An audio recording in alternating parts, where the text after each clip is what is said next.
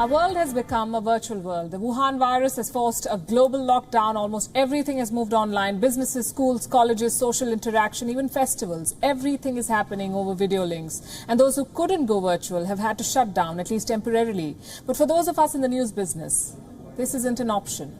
News television does not have a pause button, and newspapers must come every morning. Journalists around the world are working through this health crisis to bring you the news. There are restrictions, there are barricades, there are lockdowns. They apply to us. But compromising on the quality of news has never been an option. And as we continue to bring you stories from around the globe, we've decided to share with you the stories from behind the cameras, the stories of the newsroom.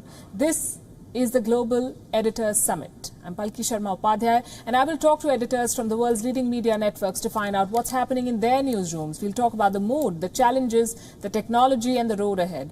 And joining me on the first edition of One of a Kind Summit, and must I mention, online summit, are Elizabeth Kennedy, Deputy International Editor of the Associated Press, joining us live from Washington.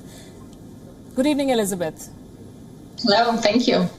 Good to have you. Also with us from Moscow is the Deputy Head of Sputnik News, Tatiana Kukhareva. Good evening, Tatiana. Good evening, Palki. We have Maya Hoffman. She's the news editor of the Jerusalem Post, with us online from Jerusalem. Hello, Maya. Hi, nice to be here.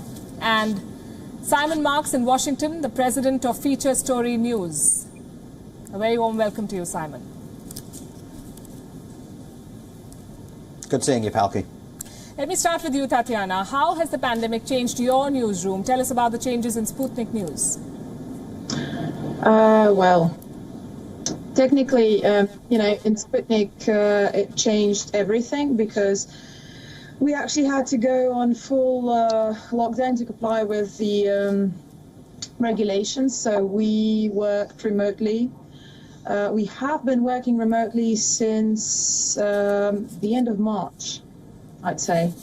And we are about to just go back to the normal way the newsroom works.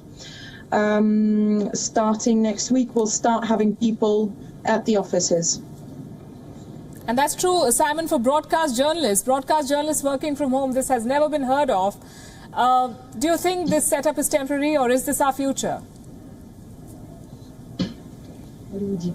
Well, I'm actually going to challenge you on that, Palki. It has been heard of. I mean, I am broadcasting now from my home studio. I've had a home studio here for multiple years because many of the clients that we serve are on the other side of the earth, and I would be living in my office if I didn't have the opportunity to broadcast from home. What we have done as a result of the pandemic is just build more of these home studios for more of our staff members all over the globe. We operate 34 bureaus internationally, and virtually every single one of them has moved to home operations. But I think what's been so fascinating to watch from a media perspective over the last 12 to 14 weeks, certainly here in the United States, is the major television networks suddenly realizing that the technology exists, that those of us who are smaller, a bit more fleet of foot, a bit more flexible, have been using for years to bring clients all over the world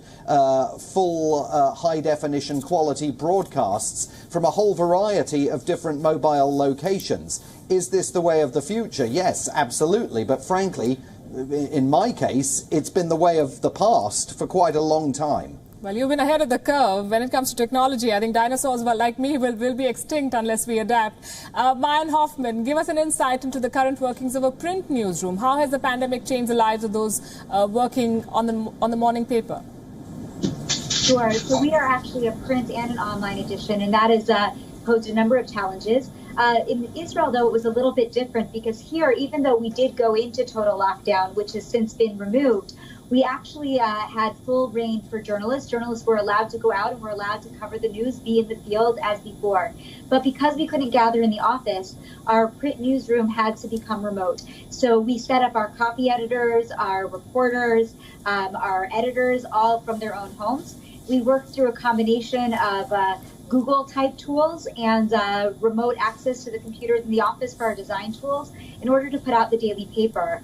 At the same time, my online desk, which is another set of staff, also was forced to work from home. So we lost some of that collaboration. But by simply using tools like basic WhatsApp, we created daily work groups and were able to communicate effectively and still get the news out fast and effectively. What is actually striking about the coronavirus, and I'm sure most online platforms experience this, is that because so many people were in lockdown and at home, they actually were taking to reading more news.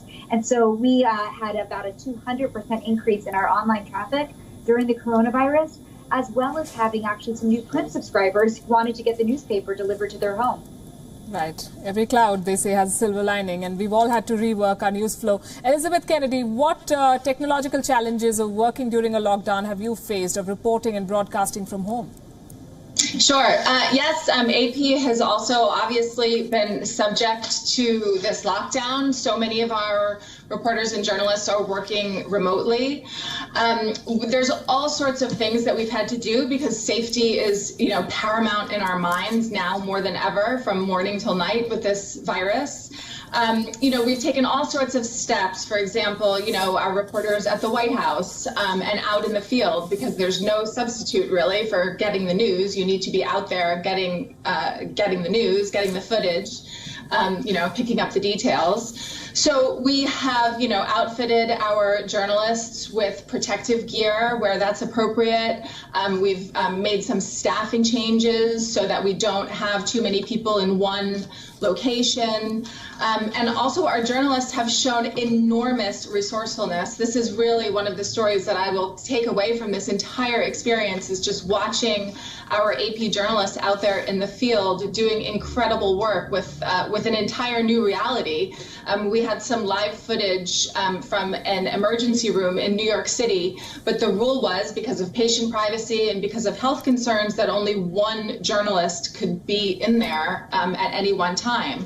So we had a journalist in there with a fully kitted out with masks and a Tyvek jumpsuit and the rest, as well as with a camera and a notebook, and was able to get the story on his own, which is no small feat. So I would say the resourcefulness of our journalists, along with some important staffing changes, and just figuring out how to work inside this new reality while keeping our journalists safe, no matter if they're video journalists or text reporters or photographers. That's really the key thing in our mind.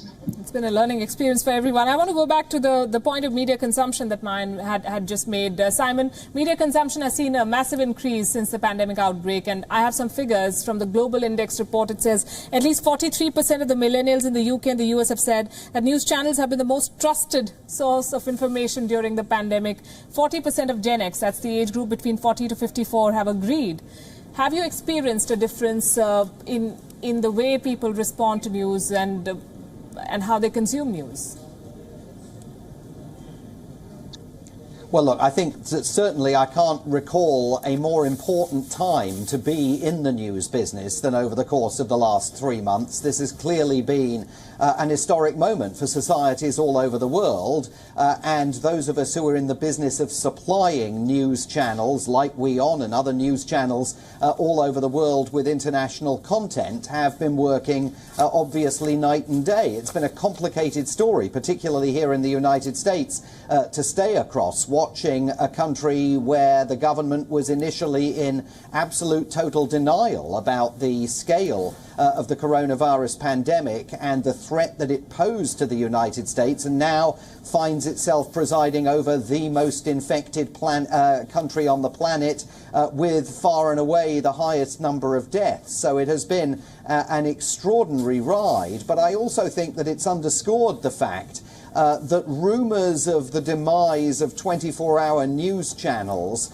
particularly in the television space, and those news channels with a vigorous digital platform have been greatly overstated over the course of the last few years. I think initially everybody suspected that the internet was going to do to television what it did to newspapers, and that simply has not come to pass at this point. And so for those of us that are in the business of providing content to predominantly television channels, what you or I would understand as classic old-style television networks broadcasting in a linear fashion. This has been a real-time story that people are consuming in a linear way. Mine, I'm told you have to leave, so I'll take a couple of questions with you. We have some studies here, I have some figures. Penny Abernathy, the Knight Chair in Journalism and Digital Media Economics at the University of North Carolina, saying that US papers are facing an extinction-level crisis. And the newspaper industry is going to be hit harder than the broadcast industry.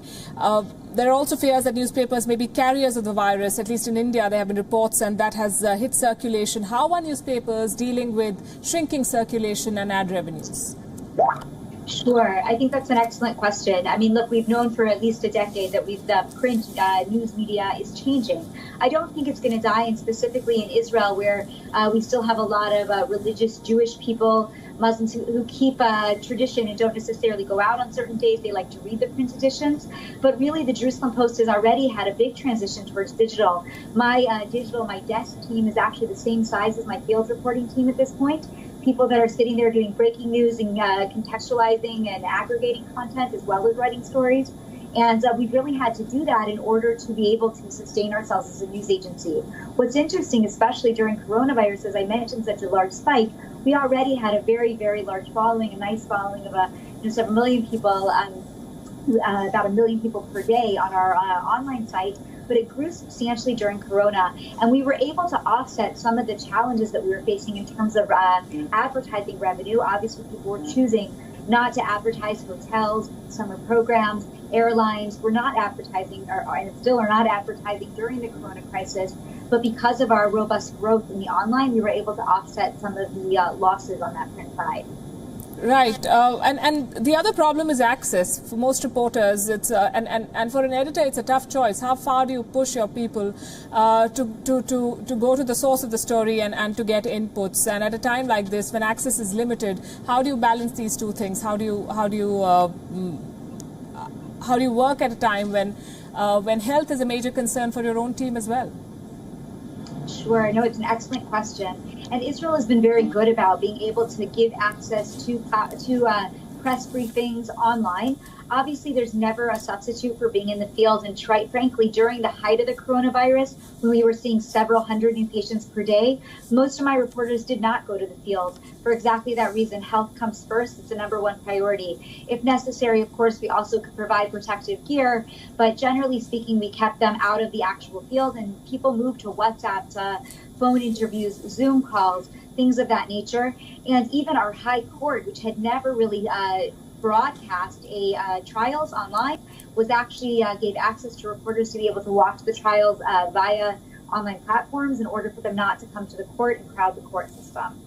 Tatiana, do you want to weigh in on this? How do you make sure that you get authentic information, that you send your reporters out and not be reduced to news aggregators at a time like this when sending people out has its own risks?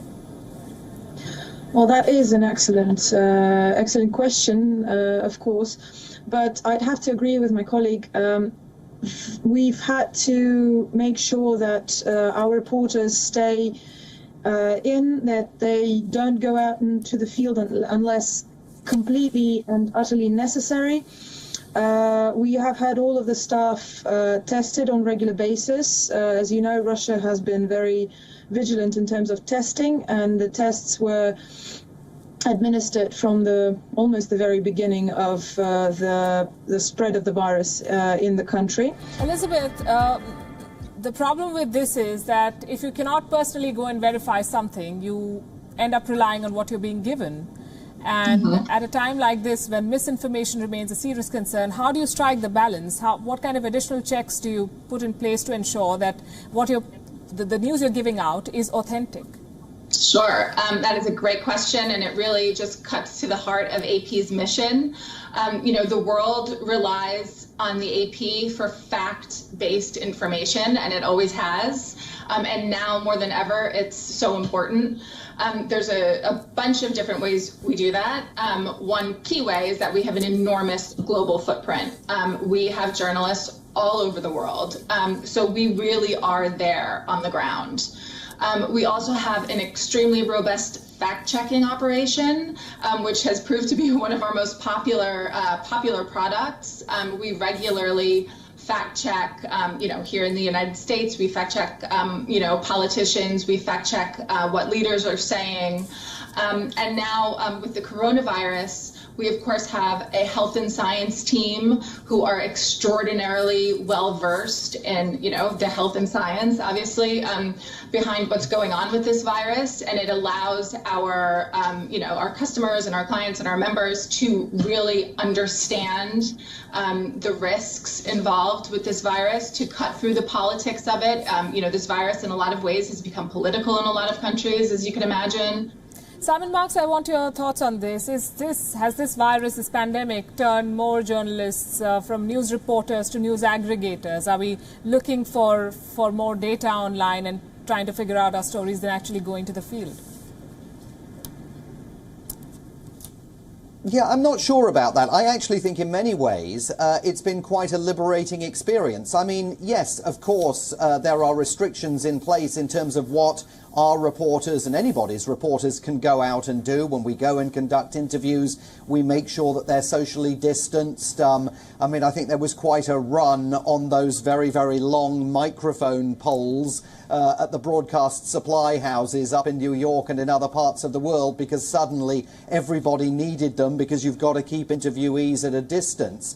But I think equally it's been quite liberating because from a technological perspective, because everyone now is using Zoom and Skype to conduct interviews, distance ceases to be a problem. So where traditionally, if we were in New York and we wanted to interview, a public health expert out in Seattle, we either would have had to run to the expense of hiring a freelance in a location where we don't have staff to go and conduct that interview, or we would simply not have interviewed that public health official. We would have found their analogue in Washington, D.C. or New York or Los Angeles or San Francisco, where we have full-time operations. Now we don't think twice about dialing that public health official up on Zoom. Elizabeth, on Beyond we have a segment called Good News First, and we try to look for positive stories. When I give the death toll or when I give the number of active cases in India, for instance, I also mention always the number of people who've recovered, so that people know that not everyone who contracts the virus has to die. I know the Associated Press has started a category called One Good Thing. Can you tell us more about it? Sure. Yes. So we do have a fixture called One Good Thing, and it's extraordinarily popular because people do need to know that there is hope in this world, especially at this time. This is a fixture that looks at some bright spots of optimism. It looks at the people who are helping. It's always, driven by really good characters and good stories. We have stories about, the people who cook for the rescue teams, who give, rounds of applause in New York City out of their apartment windows. We had and they're just global. They're from all over the world. We had a wonderful story about a girl from Liberia who got a song that she had written about dealing with the virus on the radio. So we really used our global footprint to try to find these glimmers of hope around the world in this time, because it's just everyone is living this experience. It is a global, it is a pandemic, which means it is, happening across the globe. In terms of your earlier question about, how journalists are coping with this, it is a really serious concern. Like I said, we're all living through this story as we're telling this story. So on the one hand, I think, I encourage journalists to lean into that idea that, you're living through this story while you're telling this story. So think about the things that scare you, the things that you're curious about, the things that you want answers to, or that you want protection from. This is the way you can find some of the really most, evocative and meaningful stories to tell. But then at the same time, there is certainly no substitute for time off, which is a hard thing. People can't travel, they can't take, their normal vacations. But I think as journalists, it's always important to kind of, reset your engines. So I suppose I would also encourage that people need to remember that even though you're home, a lot of people are home and a lot of people are working from home, if you need to be on vacation or you need time off, you need to unplug. And working from home is not easy. It is not easy. If this pandemic was the make or break moment, Simon, for the media industry, it has been the most challenging time, I can say, for most of us. How do you think we fared? Well, I mean, look, I think intellectually challenging, professionally challenging, absolutely. And I think that when you look at the magnitude of coverage that has been generated surrounding this pandemic, and it's such a multifaceted story. Of course, on the one hand, it's a story about death and suffering. But in so many communities, it's also a story about reinvention and recreation. So I think that broadly one would have to say that media houses have done a good job of reflecting that multifaceted nature of this story. The problem that is clearly coming is going to be economic in nature, and it's going to be economic in nature for our industry. We've already seen here in the United States substantial job losses at major media houses in New York and in other parts of the country. CBS News laying off 300 people nationally and locally over the last few weeks. Big layoffs at Vice News, at BuzzFeed, all sorts of media organizations, both new media and old, adjusting to what is going to be the new economic reality. And I think one of the questions that we're all going to understand over the next few months is for those media organizations that have no guarantee of state funding, for those purely private media organizations that are absolutely reliant on advertising revenues and underwriting to pay the bills. How serious is this economic downturn going to be? Right. I'm being told I'm running out of time, and I don't want to drop the few ads that we still have, but I really want to know Elizabeth's and Tatiana's thoughts on this. The business of news. Elizabeth, to you first. Absolutely. I agree with my colleague very much. The economic effect of this virus will be, very, very far-reaching. There is no question, and it will, it hits the media industry like it hits any other industry. I do think AP is in pretty good shape to weather this storm, but of course, any sort of, enormous, global economic downturn, it affects the media. There's no question. Tatiana, how is the media in Russia placed in general and Sputnik in particular? I agree completely. Any sort of crisis that hits the economies, and they generally all do that. Even the governments and the budgets, the state budgets, are also affected by this pandemic. It was taxing time. We shall see where we come out on the other side. But speaking of hope, the ways of the world work. Every economy bounces back at one point or another. So it is going to be a low point, but I don't think that in the future it's going to change the media scenery that much, because at the end of the day, there's always going to be trade, there's always going to be business, and there's always going to be advertising, which will come back just as soon as the businesses bounce back. Let's hope. Elizabeth Kennedy, Tatiana Kukreva, Mayan Hoffman, and Simon Marks, thank you so much for joining us here on the WION Global Editors Summit. This was the story of newsrooms in times of the pandemic. We'll bring you more such tales and experiences from leaders from global media networks. I'm Palki Sharma Upadhyay, and this is the WION Global Editors Summit. Stay safe.